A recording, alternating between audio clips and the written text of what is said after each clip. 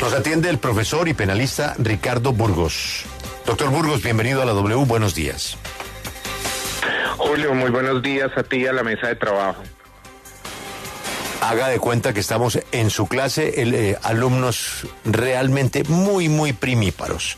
Doctor Burgos, ¿cuál es la diferencia entre lo que acabo de explicar, que determinó ayer la juez, y el comienzo de un juicio? ¿Estamos hasta ahora en imputación o esto ya abre la puerta de un juicio? Julio, como ya en una decisión de tutela, un juez también aseveró que la indagación que se le hiciera al expresidente Álvaro Uribe Vélez se asemeja a la imputación, es decir, él tiene la calidad en este momento de imputado. La Fiscalía ya ha presentado dos preclusiones, en donde dos jueces diferentes han decidido que no se precluye y que pueden haber elementos materiales probatorios que lo hagan partícipe de las conductas de los cuales se imputa. En este caso, la Fiscalía, en la decisión de ayer ante la juez 41, toma la decisión de apelar. Si analizamos en la primera decisión que se hace ante la juez 28, la Fiscalía en ese entonces no apeló. Entonces acá la decisión de preclusión queda en firme tan pronto decida el Tribunal Superior de Bogotá la apelación que hoy sustentará el fiscal del caso ante la decisión que se toma ayer. Si el Tribunal Superior de Bogotá decide confirmar la decisión, probablemente a la Fiscalía solo le quedan dos pasos. Volver a pedir una preclusión, que sería algo desafortunada con los dos antecedentes anteriores de dos jueces que han decidido no precluir, o radicar un escrito de acusación, en donde llevarían por primera vez en la historia a un expresidente a juicio. Esto tardaría unos 2 o 3 años en decidirse, más o menos en este proceso. Doctor Burgos, un colega suyo me dice lo que usted acaba de sugerir. Después de la decisión de la señora jueza de negar la preclusión, hay una teoría como la que usted ha planteado, que la Fiscalía pida nuevamente solicitud de preclusión. La Fiscalía podría seguir pidiendo tantas solicitudes de preclusiones como fueran necesarias. Quiere decir lo anterior, que si la sala penal del tribunal confirma la decisión de la juez, no necesariamente hay llamado a juicio, porque la Fiscalía pediría una y otra vez solicitudes de preclusión. ¿Eso es posible? Es una posibilidad jurídica que tiene la Fiscalía General de la Nación, ¿no? Volver a pedir, hacer una nueva investigación, tomar esta última decisión que tenemos frente a la preclusión de Álvaro Uribe Vélez en la negativa, solventar, hacer más investigaciones y volver a presentarla nuevamente y tardar un año más en tomarse una decisión al respecto. Digo que es desafortunado lo que ha pasado hasta este momento, porque tiene ya en contra dos decisiones de negativa de la preclusión. Posiblemente la tercera se presente en el mismo sentido y la Fiscalía podría volver a presentar una cuarta solicitud de preclusión. Sí, Julio. Doctor Burgos, ¿y qué tan lejos o cerca estamos de que prescriba la acción penal en este caso? Pues haciendo un análisis de los hechos estamos muy cerca, porque precluiría, si mal no hago mis cuentas, en el 2024. A raíz de que Álvaro Uribe Vélez adquiere la calidad de imputado, el máximo del delito, que sería el fraude, estaría en 12 años, pero una vez imputado, ese máximo se rebaja a la mitad, es decir, estaríamos a 6 años. Si vemos que los hechos imputados son del 2018, estaría al 2024 prescribiendo la acción penal, o sea, esa posibilidad que permite determinar si Álvaro Uribe Vélez es responsable o no de los delitos que se le imputa. La prescripción no es una sentencia absolutoria, pero tampoco es una sentencia condenatoria en contra de Álvaro Uribe Vélez. Se quedaría en el limbo y simplemente es una garantía que se le da al procesado que se resuelva su situación antes de la prescripción, que serían teniendo los máximos y ese descuento que hacen de la imputación, es decir, si el delito tiene 12 años, a raíz de la imputación que se le hiciera en el 2018, se redujo a la mitad, tiene 6 años y estos 6 años se cumplirían en el 2024.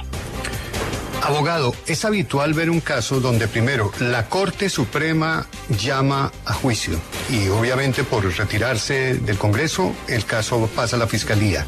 Y que después de que la Corte Suprema, una juez determina el primer no a la preclusión, otra juez diferente determina el no a la preclusión. Y además que la argumentación para negar esas preclusiones sea tan dura contra la Fiscalía por la falta de argumentos. ¿Es habitual que algo así pase? Digamos que sí, no es tan ajeno a que los fiscales presenten una preclusión y los jueces nieguen. Lo que no es muy común es que se presente tantas veces una preclusión. Generalmente lo que suele hacer la Fiscalía General de la Nación en los procesos ordinarios es presentar la preclusión, apela. Si el Tribunal Superior decide confirmar que no se niega que no se da la preclusión, presenta escrito de acusación y se va a juicio con los elementos materiales probatorios. No suele pedirse tantas veces una preclusión, ¿no? Eso es lo que vuelve sui generis el caso contra el expresidente Álvaro Uribe Vélez. Doctor Burgos, gracias por atendernos. Una feliz mañana. A usted, muchas gracias, Julio. Otro especialista, Marlon Díaz. Doctor Díaz, bienvenido a la W. Buenos días, Julio, y buenos días a toda la audiencia de W Radio. Doctor Marlon, ¿usted cree que puede haber un sinfín de pedidos de preclusión? Bueno, esa es creo que la situación más compleja desde el punto de vista jurídico que debe enfrentar la Fiscalía General de la Nación. La primera negativa de preclusión que hiciera la jueza 28 penal del circuito se da al considerar que no estaba acreditada ninguna de las causales que sustentó la Fiscalía General de la Nación. La tipicidad de las conductas de soborno en actuación penal y fraude procesal, y la de imposibilidad de desvirtuar la presunción de inocencia con base en los medios de prueba que ha recaudado la Fiscalía y que en su momento recaudó la Corte Suprema de Justicia antes de la implementación de la sala de instrucción y con posterioridad en las pruebas practicadas por esa sala de instrucción. Esa negativa, que además en ese momento por parte de la judicatura lo que se dijo fue a la Fiscalía le falta todavía hacer verificaciones, corroboraciones, entrevistar testigos, fue lo que se hizo cuando se reasignó al fiscal tercero delegado ante la Corte, quien en un nuevo término practicó varios de esos actos investigativos que la primera jueza echó de menos. Se hace la sustentación y lo que dice ayer la jueza 41 es, a pesar de que se hicieron algunos actos investigativos, la conclusión es que ninguna de esas causales de preclusión está acreditada y por eso da la negativa. ¿Cuántas veces más lo podría intentar la Fiscalía? Pues con base en las mismas causales es bastante difícil que lo pueda hacer, y con base en los mismos elementos de prueba yo diría que es casi imposible. Se requerirían elementos novedosos que la verdad es bastante complejo obtenerlos. Doctor Díaz, quiero preguntarle qué pasa si el Tribunal Superior de Bogotá decide dejar en firme la decisión de la juez 41 del circuito. ¿Qué acción tendría en ese momento la Fiscalía y qué pasaría en materia judicial? Bueno, la decisión que toman 3 magistrados del tribunal, que son los que deben resolver la apelación interpuesta por la Fiscalía, puede ser confirmar la decisión que tomó ayer la jueza, queda en ese momento en firme la negativa, y lo que puede hacer la Fiscalía es presentar un escrito de acusación en contra del expresidente Uribe o insistir en una nueva preclusión con las explicaciones que di en la respuesta anterior. Si el tribunal decide al contrario revocar la decisión que tomó ayer la jueza, pues precluiría la investigación por esos 2 delitos en contra del ex senador Uribe, y esa decisión del tribunal hace tránsito a cosa juzgada. No tendría ningún recurso por ninguna de las partes ni intervinientes. Eventualmente, pero solo de manera excepcional, la acción de tutela sería lo único que procedería si es que en segunda instancia se precluyera. El escenario es bien complejo. Por supuesto, los magistrados, en este caso es un juez plural, pues va a revisar tanto la sustentación que hizo la Fiscalía, coadyuvada por Ministerio Público y Defensas, con la oposición que hicieron todos los apoderados de víctimas. Doctor Díaz, a este caso todavía le falta bastante tiempo. Estamos en la apelación ante el tribunal, quedan todavía acciones judiciales. La Fiscalía debe decidir si pide la preclusión nuevamente o si acusa. Por eso le quiero preguntar por el tema de la prescripción. ¿Usted coincide con el doctor Burgos en que este expediente prescribe el próximo año, en el 2024? No, ahí no tengo coincidencia por dos razones. Una principal, que es que el artículo 83 del Código Penal, que es el que habla de prescripción, dice que los términos se aumentan en la mitad para cuando el autor o el partícipe es servidor público. Estos hechos que se le fueron imputados al ex senador Álvaro Uribe, lo realizó siendo congresista de la República, es decir, siendo servidor público. Entonces, el término de prescripción se debe aumentar en la mitad. Y hay otro punto de discusión, que ese no va a ser pacífico en el momento que se haga el análisis. Como que lo que interrumpe la prescripción en el sistema acusatorio es la formulación de imputación, la pregunta es, al senador Álvaro Uribe, ¿cuándo se le formuló imputación? ¿Y por qué razón? Esa es la pregunta.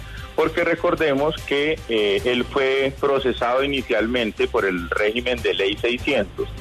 Allí se le recibió fue indagatoria, a él nunca se le formuló imputación, y lo que hizo el juez cuarto penal del circuito en una decisión de segunda instancia fue hacer una equivalencia entre la formulación de imputación y la diligencia de indagatoria. Entonces la pregunta es, la formulación de imputación, es decir, cuando se interrumpió el término de prescripción, ¿se cuenta desde esa decisión del juez cuarto penal del circuito o desde el momento en que rindió indagatoria?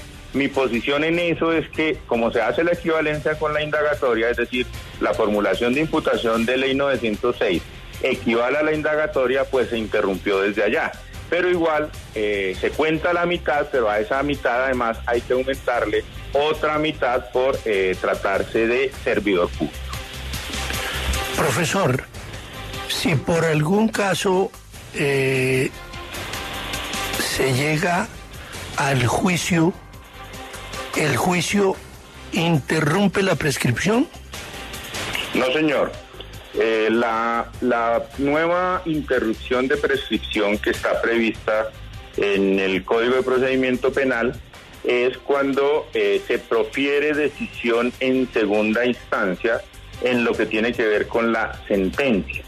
Si existiera una sentencia condenatoria luego de agotado toda la etapa de juicio en contra del expresidente y se apelara a la misma por parte de la defensa, por el Ministerio Público, que serían en principio quienes podrían estar legitimados para hacerlo, y en segunda instancia se tomara una decisión confirmatoria de esa condena, esa es la nueva interrupción a la prescripción. Pero no existe en el camino ningún otro momento de interrupción. Los términos de prescripción están contabilizándose, reitero, o desde la indagatoria o desde la equivalencia que se hizo por el juez cuarto penal del circuito, y de manera ininterrumpida hasta que no haya decisión en segunda instancia de manera eventual en caso de que existiera una sentencia condenatoria. Doctor Díaz, gracias por atendernos. Una feliz mañana. Con mucho gusto. Buen día para todos.